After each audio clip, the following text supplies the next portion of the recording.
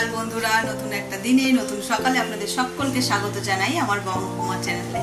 আজ বৃহস্পতিবার, ঘড়িতে বাজে 9:30। স্নান টান তো হয়ে গেছে, রান্নাও বসে দিয়েছি। আর আজকে রান্না হচ্ছে বিউলির ডাল আর আলু পোস্ত। মানে খুব একটা ফেমাস কম্বিনেশন আর সকলেরই প্রিয় আমি জানি।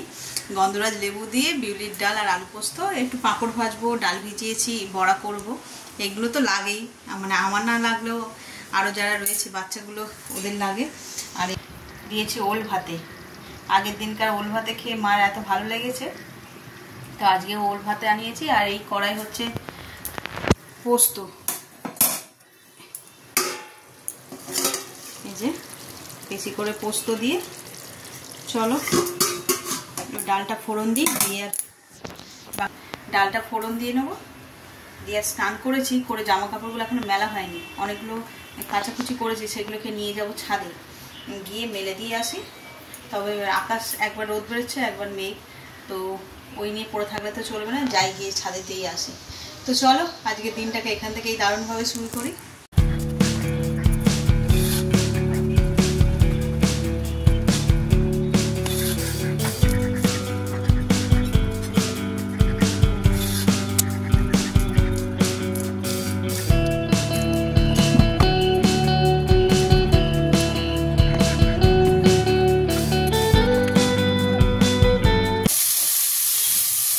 বাজার দিয়ে আজকে একটু থোড় নিয়ে এসেছিল, অল্পই একটু এনেছিল, ওটাকে একটু ভেজে নিচ্ছি সর্ষে আর শুকনো লঙ্কা ফোড়ন দিয়ে। এটা খেতে যেরকম উপকারী আর খেতেও বেশ ভালো লাগে, মিষ্টি মিষ্টি করে ভাজবো। আর এদিকে আমার রান্না হয়েই গেছে। এই যে তোমার পাঁপড় ভেজেছি, ওল ভাতে মেখে রেখেছি, কাঁচা লঙ্কা, লেবু, সর্ষে তেল এইসব দিয়ে। আর এখানে আলু পোস্ত, আর তলা এটা ডাল আছে বিউলির ডাল। আর এখানে অল্প একটু ছোলা আর মটর ডাল ভিজিয়ে রেখেছি। এটা বেলার দিকে একটু বড়া করব, করে দেখি রাতে তরকারি করতে পারি, তার জন্য শুধু বড়া ভাজাই খেয়ে নেবো। তো চলো এইটা হলো আপডেট রান্নাঘরের। আর ভাবছি একটুখানি লন্ড্রিতে যাবো, দু একটা শাড়ি আছে আয়রন করতে দিয়েছিলাম, সেগুলো আনতেও যাবো, আর কতগুলো আছে সেগুলো দিতেও যাবো। চলো ব্রেকফাস্ট করে নেবো, নিয়ে তারপরে। এখন আপাতত এই রান্নাটা শেষ হোক।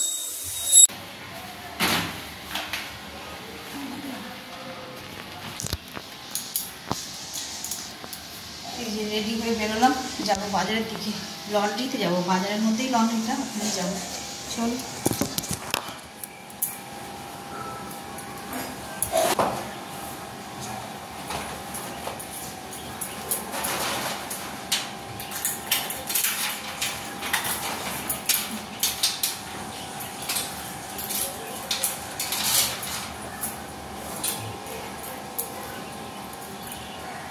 যেন মেঘলা করে আসছে, জামা কাপড় রয়েছে, তো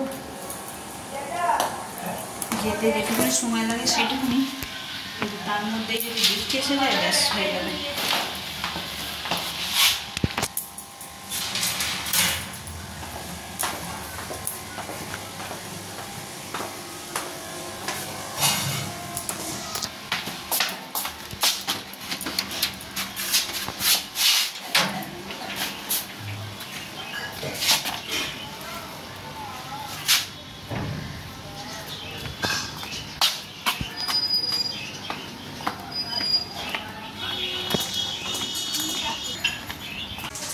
ভালো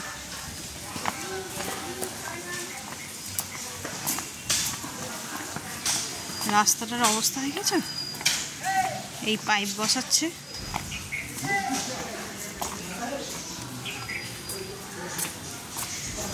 মানুষজনকে কতটা সাফার করতে হচ্ছে।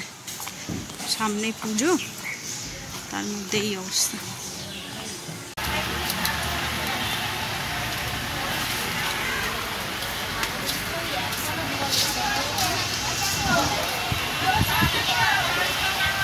দোকানের নাম কি গো? মিতা লন্ড্রি। আলখাম ছুটে গেল একেবারে। এখানে রাস্তাগুলো খুলেছে চতুর্দিকে, আর এই যে এক ব্যাগ শাড়ি, এই আনতে গিয়ে বয়ে আনতে গিয়ে মাথা খারাপ হয়ে গেল। যদি রাস্তা সমান থাকে তাহলে কোনো অসুবিধা হয় না, তার মধ্যে পড়ছে বৃষ্টি, এদিকে ছাদে ভর্তি জামা কাপড়, তাড়াহুড়ো করে আসতেও পারছি না রাস্তাটার জন্য। যাই হোক, ছেলেকে ফোন করলাম ওখান থেকে, করতে বাবা তুলে দিল জামা কাপড়গুলো। আর আমি ওই রাস্তা মানে ডিঙিয়ে ডিঙিয়ে আস্তে আস্তে একদম হাঁপিয়ে গেছি। চলো চেঞ্জ করে নিই, আর মাকে একটু আমলকি কেটে দিই। ওনার মুখ ভালো না বলে একটু আমলকি খেয়ে খেয়ে থাকে। আমলকি এমনি খাওয়া ভালো, আমিও আগে খেতাম। হাঁপিয়ে গেছি পুরো। 2000 years later.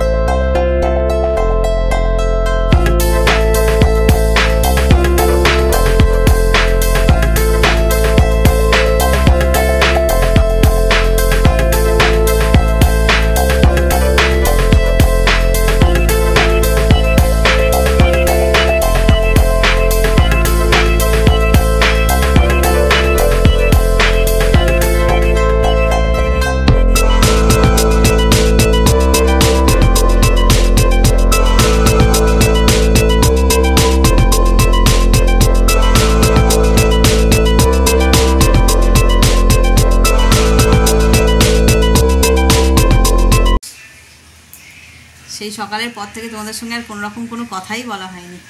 অ্যাকচুয়ালি ভোরবেলা উঠেছিলাম বলে বিকেলে বেশ ঘুমিয়েওছি। ঘুম থেকে তখন কটা বাজে, 6টা বাজে, দিদি ফোন করেছে, ওর ফোনের আওয়াজে উঠলাম। তো উঠে টুকটাক কাজ ছিল, সন্ধে দিলাম, চা ঠা করে মাকে একটুখানি স্যুপ করে দিলাম, ভেজিটেবল স্যুপ। আজ বৃহস্পতিবার না, চিকেন দিতে পারবো না বলে ভেজিটেবল স্যুপ করে দিলাম। ওটা উনি সন্ধেবেলা খেলো। মুখে যেতে কিছু ভালো লাগছে না, ভাত রুটি একদম খেতেই পারছে না, মানে খাচ্ছে না বললেই চলে। তো যাই হোক, ওই সব করে ঠরে তারপরে এই শাড়িগুলো নিয়ে এসেছিলাম সকালবেলায়, সেগুলো ঢোকানো হয়নি, সেগুলোকে সব ঠিকঠাক করে আলমারিতে গুছিয়ে রাখলাম। আর এরকম পালিশ করে আয়রন করা থাকলে না, গোছাতেও সুবিধা হয় আর বেশ ভালো লাগে দেখতে। তো ওই সব করে ঠরে তারপরে এখন বসেইছি রান্না, রাতের তরকারিটা। চলো, আর এই যে ঘরের পর্দাগুলো দেখছো, এই যে এদিকে এই দিকটায় পর্দাগুলো কেচে কাছে সব লাগানো হয়েছে, তো ঘরটা যেন আরও উজ্জ্বল লাগছে। আর অল্প সামান্য ঝুল হয়েছে, পুজোর আগে আগে ঝুলগুলো সব পরিষ্কার করে নেব। আর এই কালার কম্বিনেশনটার জন্য, মানে দেয়ালের সঙ্গে আমরা ম্যাচ করেই কিনেছিলাম। আর যে এত কালারটা একটু লাইট না, তো এই আলোতে বেশ মনে হচ্ছে যেন নতুন নতুন লাগছে, ঝলমল করছে। তো চল এখানে বসে থাকা, এখানে বসেই ছিলাম। তো ওই তরকারিটা বসি আর এই ঘরে এসে বসেছি। ছেলে গেছিলো পড়তে, পড়েই এলো। আমি না 9টা বেজে গেছে, অনেকক্ষণ তরকারিটা বসাই বলে তরকারিটা বসিয়েছি। দেখি কত হলো।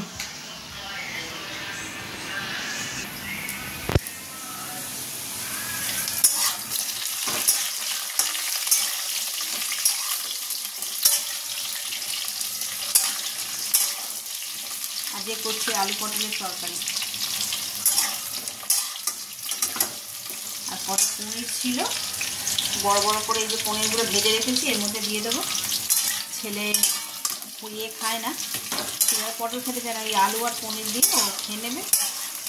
আর আমার আলু খাবো না, আমি পটল দিয়ে খাবো। এই বাড়ির সবাই মিলিয়ে মিশে খাওয়া হয়ে যাবে আর কি। তো চলো তরকারিটা করে নিই। আজকে আর ওর বাবাও নেই, মর্নিংয়ে ডিউটি গেছে, তোমরা দেখলে।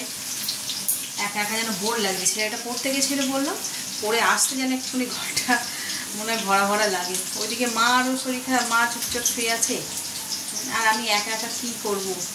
আজকে বাচ্চাগুলো পড়তে আসেনি, শরীরটা ওদেরও ভালো নয় বলে ওরা কন্টিনিউ করতে পারছে না। তো সেই জন্য এই ঘরে টুকটাক কাজ করে সময় কাটাচ্ছিলাম। চলো তরকারিটা করে নিই, মশলাটা দিয়ে দিই, ভাজা হয়ে গেছে।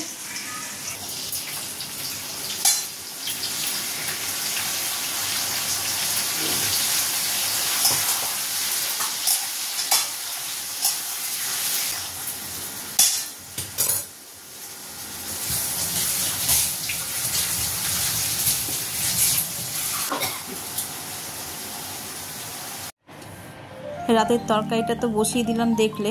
তো বসে বসে কি করব, তাই ভাবলাম একটু ফর্দ করে নিই। আর এই ফর্দটা হচ্ছে যে রবিবারের জন্য করছি, কি কারণে করছি, কেন করছি, সেইগুলো সব কিছুই দেখে তো বুঝতেই পারছো যে পুজোর ফর্দ। তো সেগুলো সব রবিবারের ব্লগেই থাকবে। আজকে শুধু এইটুকুনি দেখো যে টাইম পাস করার জন্য কি করছি, ফর্দটা তৈরি করে নিলাম। এই ফর্দ ধরে আমাদের বাজারে আজ সকালেই দেখলাম যে বাজার, ওই বাজারে দশকর্মার দোকান আছে, ওখানে ভাই বাজার করতে যায়, গেলে দিয়ে দেবে, দিলেই উনি ব্যাগে করে সব রেডি করে রেখে দেয়। এই একটা সুবিধা হয়েছে এখানে। তো চলো ফর্দটা করে নিই তাড়াতাড়ি করে, আর দিয়ে তরকারিটা নাবাতে হবে, সেটাও একটা। আর এই ফর্দ করা খুব চাপ, পুজোর সময় বসলে কিছু না কিছু ভুল হবেই। তার কারণে একটু মাথাটা ঠান্ডা করে ওইদিকে কাজকর্ম মিটিয়ে ঘরে শান্ত মনে বসে ফর্দটা করছি, যাতে কোনো রকম কোনো ভুল না হয়।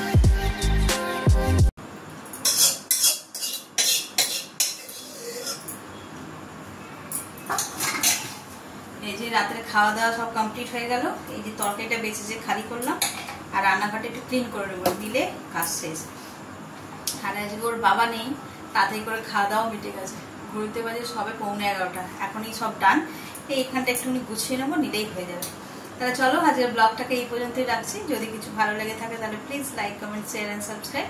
সকলে ভালো থাকবেন, সুস্থ থাকবেন। আগামীকাল আবার একটা নতুন দিনের সঙ্গে দেখা হচ্ছে। Good night.